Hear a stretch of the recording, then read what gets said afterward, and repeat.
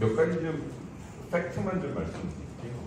하나는 2017년 5월에 문재인 정부가 들어왔었을 때 문재인 정부가 물려받은 당시 한반도 외교안보 환경은 좀 비참했어요. 첫 번째로는 아시다시피 당시 사드 때문에 한중 관계는 사실 어두웠고 중국의 보복이 있었죠. 두 번째로는 2015년도에 박근혜 정부에서 한국과 일본이 합의한 위안부 합의 때문에 한일 관계도 완전히 어둠 속에 있었고요. 미국은 트럼프 정부가 들어서서 북한에 대해서 최대 압박을 했고요. 우리도 모르게 전쟁을 할지도 모른다는 우려가 있었고, 그런 환경 속에 북한은 계속 저렇게 미사일을 쏘았어요.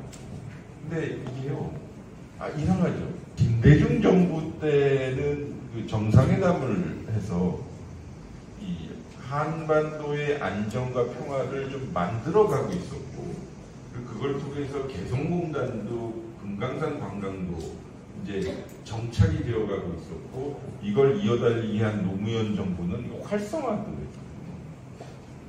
근데 그걸 이어달리게 하지 않은 이명박 박근혜 정부에서 개성공단과 금강산을 폐쇄를 한 거잖아요. 그러니까 우리가 들어보니까 북한에 대해서 레버리지가 없어요. 아니 이게 사실 친하고 돈이 오가고 좀 그래야 야 너 그러면 돈 안 준다 라고 우리가 윽박이라도 지를 수 있을 텐데 아무것도 할 수 있는 게 없는 그런 상황에서 정말 전쟁을 방지하려면 북한에게 보내는 메시지는요, 가장 공신력이 있는 메시지는 공개적으로 대통령이 보내는 거예요.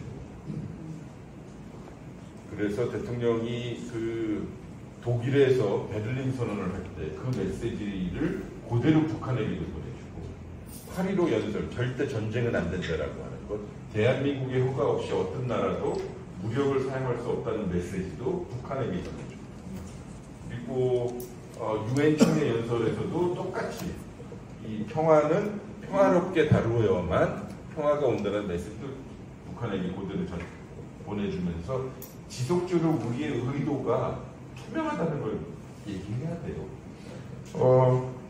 근데 사람들은 이상하게 특히 군대 안 갔다 온 형들이요, 전쟁을 준비하라고 해요. 평화를 한다면. 근데 생각해보면 총은 계속 쌓이면 터지거든요. 보세요. 나는 너를 공격할 의도가 없어. 근데 나는 혹시 만약을 대비해서 총을 한 자루 사놓는 거다. 근데 나는 너를 쏘지 않을 거야. 그러면서 총 2자루를 쏴요. 그걸 듣는 여러분은 어떻게 생각하세요? 대비를 해야 될 거 아니에요. 그럼 나는 걔보다 더 많은 총을 3자루를 사야 될 거 아니에요. 그럼 나는 얘를 총을 분명히 안 쏜다라고 했는데 얘는 총을 3자루를 쏜 구배했네. 그러면 얘는 진짜 나를 총을 쏠 의도가 있나 보다. 공격적 의도가 있다 생각하고 나는 총 5개, 대포 1자루, 탱크 1대, 비행기 1대 사니까 이 상대방도 그런 의도가 있는 거죠. 즉 이게 소위 영어로 얘기하면 암스레이스, 무기 경쟁이 생기는 거죠.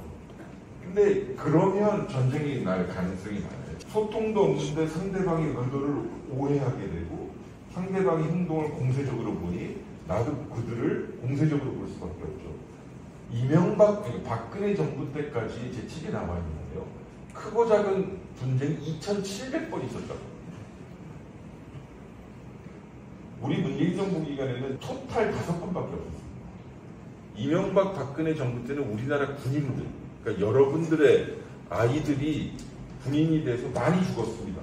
연평도에서 죽고 천안함 때문에 죽고 무슨 지뢰 때문에 죽었는데요.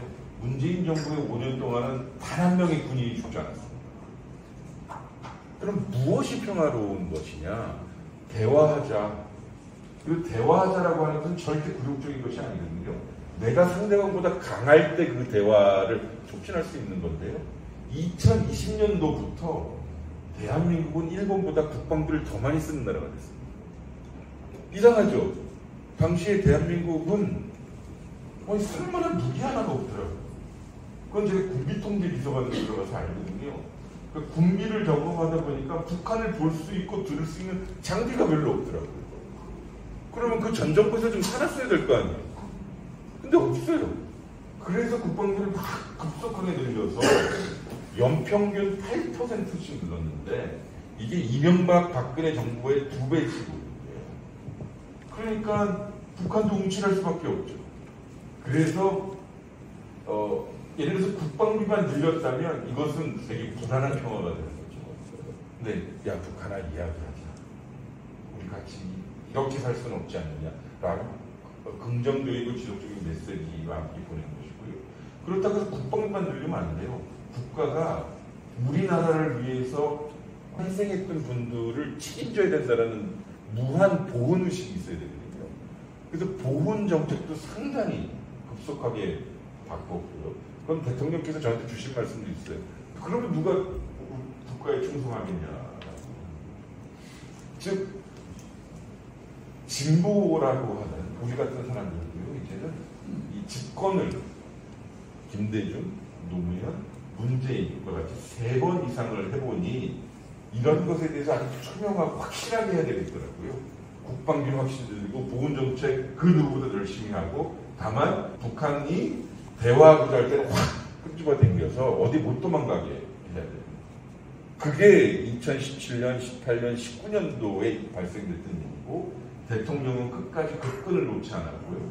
평화 프로세스, 평화 만들기 과정은 한 번에 끝나는 것이 아니라 과정으로서 지속되어야 되는데 문제는 그걸 이어다니기 하지 않았기 때문에